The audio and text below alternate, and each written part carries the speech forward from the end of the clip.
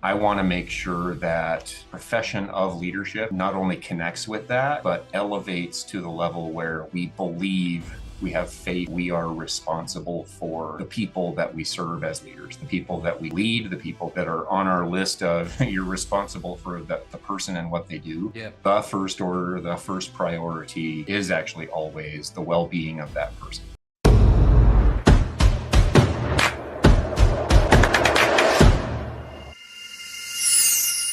Hey guys, and welcome to the Grow IT podcast. One of your hosts here, Trek King.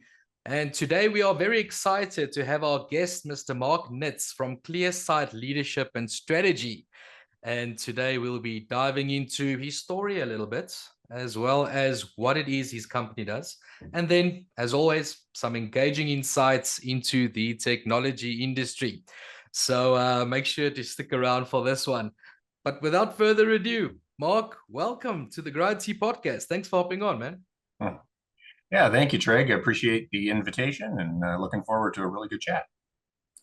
Mark, if you kindly can please, if we can kick things off, if you can please introduce yourself and just tell us a bit around your background, please. Yes, absolutely. Yep.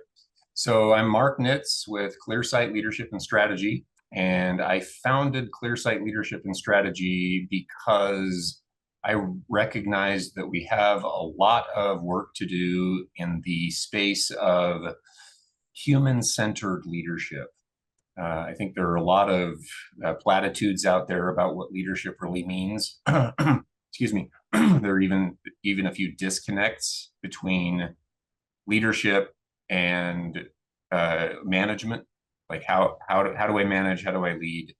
And over the course of a 20 plus year, almost 25-year career as a geospatial analyst, which is where the IT connection comes in, Wow. I think I've probably heard it all in terms of the platitudes about, here, this is what leadership is. Leadership is a soft skill, which it isn't, things like that. And so I built ClearSight Leadership and Strategy off of the premise that everyone is human at all times. You don't magically become a robot or an automaton when you have that first cup of coffee or when you walk in the door. There's not some conversion process, right? We're always human. We always carry with us our emotions, our desires, our expectations. We carry with us our history and our experience. And that experience really does matter, whether it's, hey, I've got X number of years of experience doing this thing, or I've experienced a whole host or a whole suite of very odd and not necessarily positive circumstances at work, things like that. We carry that all with us. And I want to make sure that the profession of leadership not only connects with that, but elevates to the level where we believe, we have faith that we are responsible for the people that we serve as leaders, the people that we lead, the people that are that are on our list of you're responsible for the person and what they do. Yeah. The first order, the first priority is actually always the well-being of that person. Just like an architect, just like an engineer, if an engineer or an architect are designing a bridge, they are responsible for the safety of the people using that bridge. You, as the professional leader, are responsible for those people who use your system, engage in the work that you want them to do, aim for those goals and those achievements that are important to your business. They are your responsibility.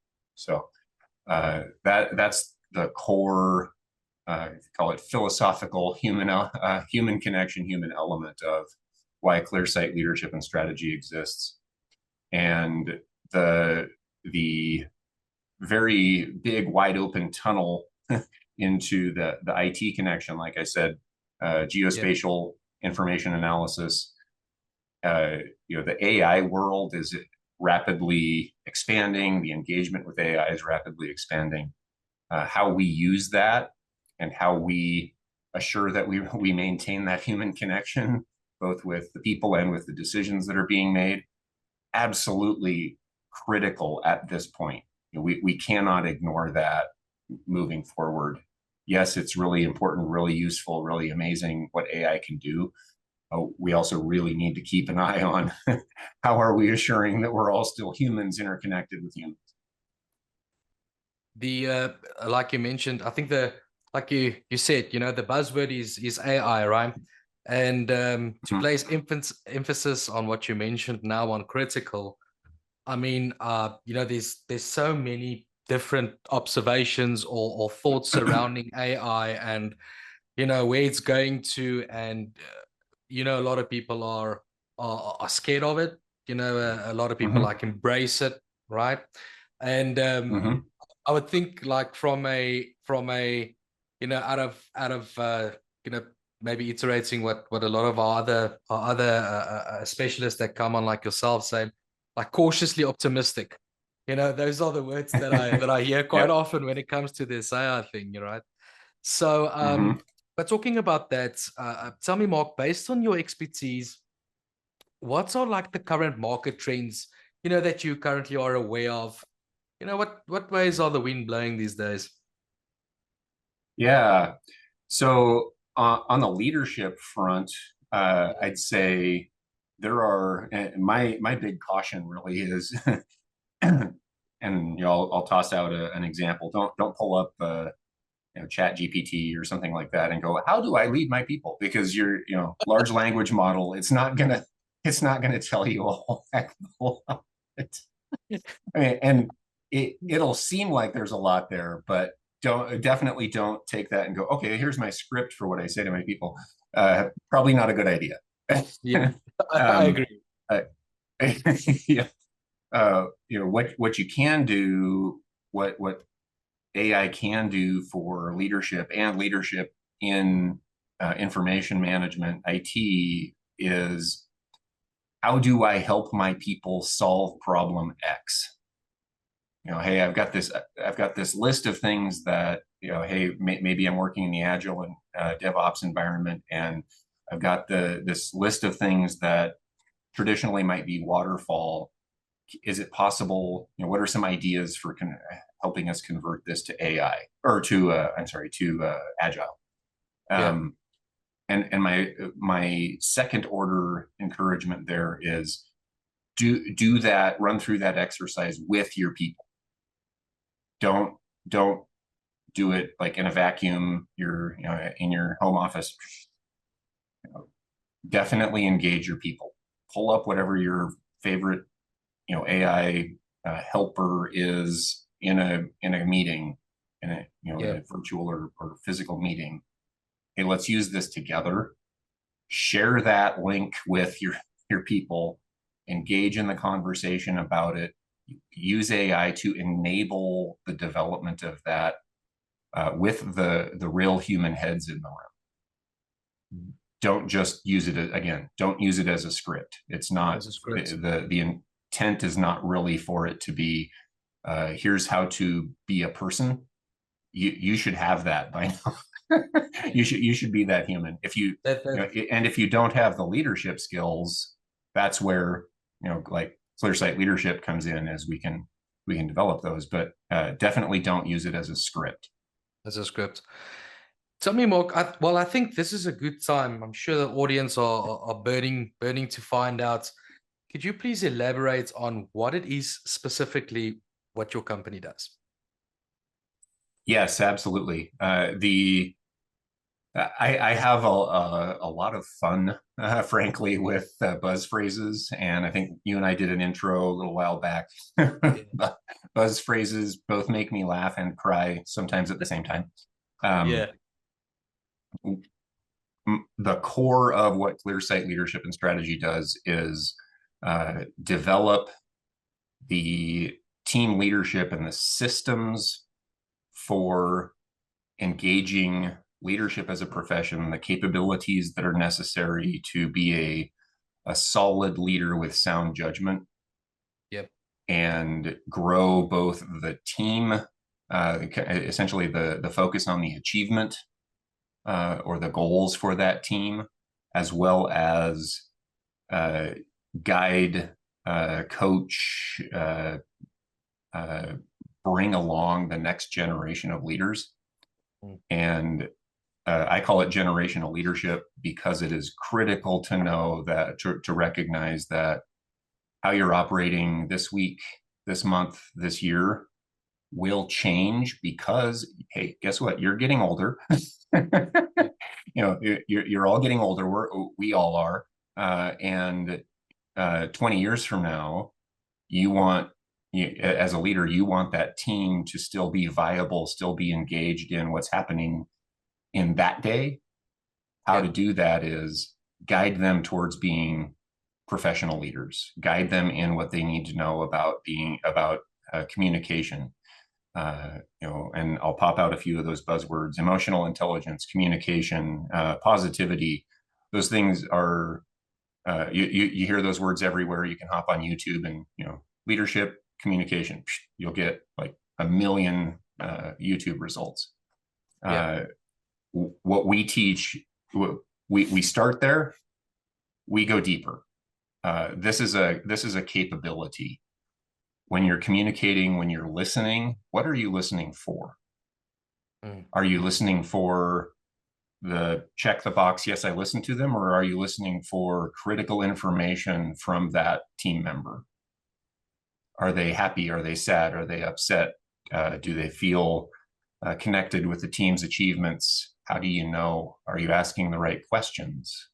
Which questions are those? What are some examples of those questions? It's a depth to which most leadership coaching doesn't really go.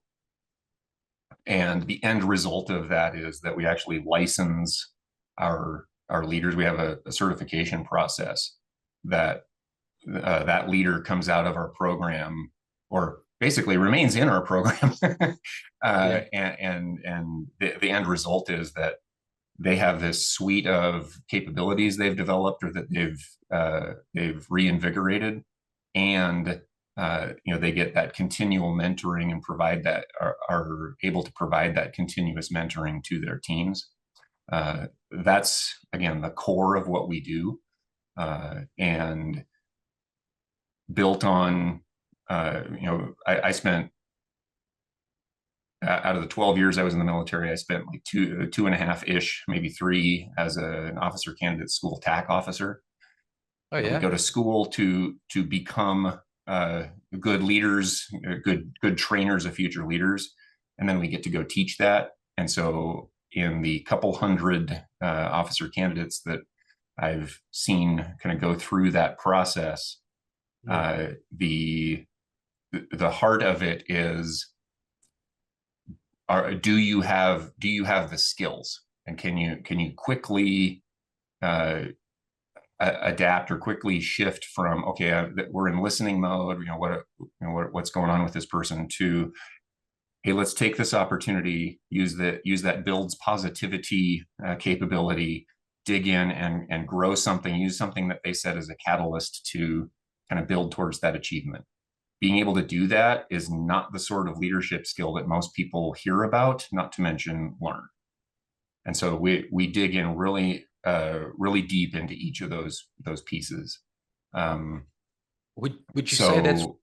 Yeah. Would you say that would be like one of the most biggest value points of your business? Because to me, that's quite profound. Yes. Yep. Absolutely. Yep.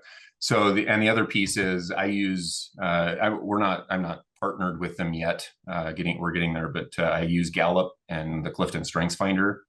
That's a piece that people find very fascinating because it's a great on-ramp for conversations.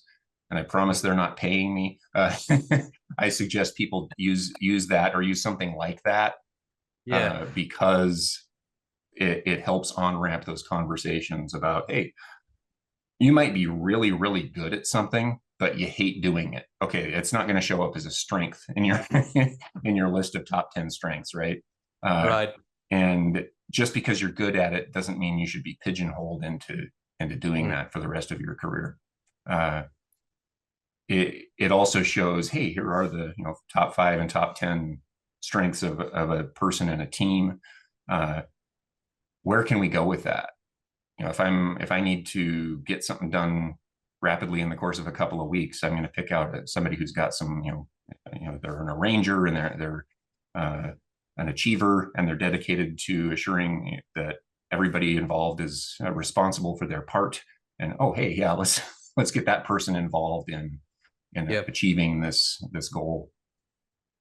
What actually stands out for me quite a bit is, I've during the course of up until now my career, I've actually consulted with companies that's not the same, but more or less the more or less the same narrative as to what they can bring to the table to other businesses. And I think out of the value points that you mentioned now, the biggest difference that I'm getting to is that, a lot of times one gets these people that come in and assist the company and the leaders, and then for the first month it's like rock star, right? And then the second month things die down, Mm-hmm. and then the third month, and then Yep. a couple of Yep. months later, then it's like business as usual. And and I Mm-hmm. think what you just mentioned now from that value standpoint, it seems to me like this is a very much a sustainable solution, to Mm-hmm. make sure, like Yep. you mentioned earlier, we're not getting any younger, but for that younger generation to take over that flag, right? And Yep. to have a good base in the company of from a leadership perspective. So yeah, man, that makes a lot of sense. Mm-hmm. Yep. And I found that teaching those skills right down to the gnat's eyebrow, and I'll go back to the listening example again, or the builds positivity example. Uh, Yeah, you know, the teaching those skills, when you give them a list of examples and talk about something like critical information requirements, which I'll admit the term critical information requirements I ripped off from the U.S. Army.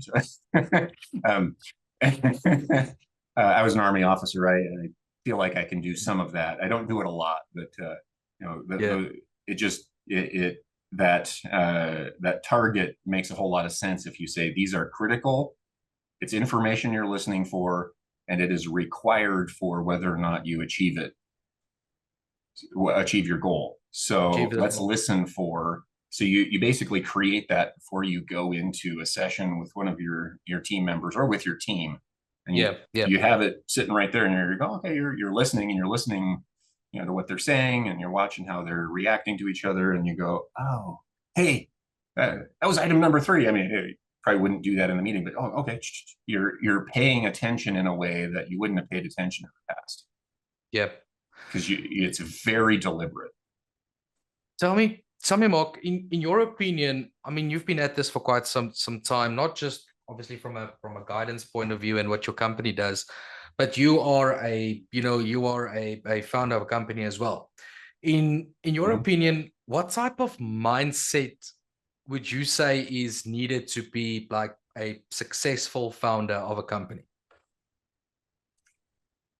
If I were to put one buzz phrase to it, Yeah, it would be uh, intellectually adaptable learner. You can't be so focused on one niche, and that you believe you do it better, that you're not going to, because if you are, you're going to niche yourself so deep that you're going to be entrenched and you yeah, can't get out. And if you're not actually actively interested in and genuinely interested in getting feedback on the usefulness of that product or yeah, that idea, you're not listening from the buyer perspective.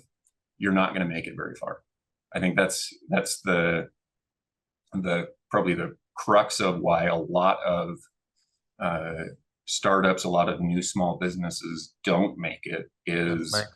they think that they're interested in, hey, I do this really well. I can do it better. I'm going to go do this on my own, and I feel like I know better, or I feel like my product is already in some way superior. You got to get the feedback, and when you get that feedback, you have to be honest about the results with yourself. Yeah. Yeah. And a lot of times that's a hard reality, right? It is. It is. Yep. And I face that too. Some of how I learned that uh, I, a bit before starting my own company, but as I was starting, there were some advisors who would, plant seeds here and there that I was just like, no, that's actually what I'm trying to avoid. There were only a couple of situations where what I was trying to avoid, I really needed to avoid for the sake of, maintaining the ethical perspective of ClearSight. I get There what were you're some saying. things like, hey, go get on podcasts. I was like, oh, hey, guess what? It's 2025, Ta-da! or at the time 2022, or whatever it is. Yeah, it's um, you, you have to be willing to. I had to learn to be willing to enter into the narrative, and whether it's the influencer narrative or the social media narrative, it is not possible to play the game if you don't step on the field, and it's not possible to change the game if you're not willing to at least start on the same field. Yo, that's such wise words. I think there's a couple of people that's making some notes right now. Tell me, Mark, where can the audience, where can they get hold of you guys? They can so email is a great start. I have my contact information I will send over, but clearsightleadership.com is the website. It's the good starting point. We have a number of our services and products listed there. Definitely feel free to email mnitz@clearsightleadership.com. I will again provide some of that contact and info in list form, but and then you certainly feel free to reach out. They can call me. I'll provide my phone number, and I will chat with just about anybody, and we can talk about what their team needs, what their business needs, how leadership professional capabilities will grow and lead towards greater achievement. Excellent. Mark, well, thank you for hopping on today. You've, like I mentioned earlier, the value that your company brings, and I love the different take that you guys have on things. Thanks for coming on. I wish you all the best, and may you only grow from strength to strength. And hey, man, this was fun. Thanks for hopping on. I hope I can get you back. Yeah, absolutely. Feel free. Let me know, and I'll hop on. I love talking about this stuff, and my unofficial company tagline is "How can I help?" So if there's something Awesome. that I can help with, let's do it. Let's help. All the best. Thanks.